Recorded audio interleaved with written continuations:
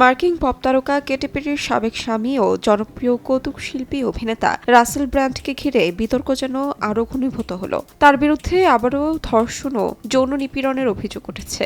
এবার নতুন করে আরও 2 নারী অভিযোগ দায়ের করায় মামলার পরিধি বেড়েছে। চলতি বছর এপ্রিলে 4 নারীর করা অভিযোগের ভিত্তিতে ব্র্যান্ডের বিরুদ্ধে 5টি গুরুতর অভিযোগ গঠন করা হয়েছিল।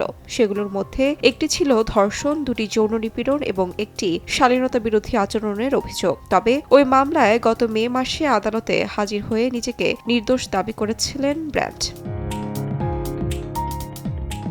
23 ডিসেম্বর লন্ডনের মহানগর পুলিশ এক বিবৃতিতে জানায়, সদ্য পাওয়া নতুন তথ্য ও প্রমাণ যাচাই করে মামলায় 2টি অতিরিক্ত অভিযোগ যুক্ত করা হয়েছে। এর ফলে এখন পর্যন্ত মোট 6 নারীর অভিযোগে অভিযুক্ত হলেন 50 বছর বয়সী রাসেল ব্র্যান্ড।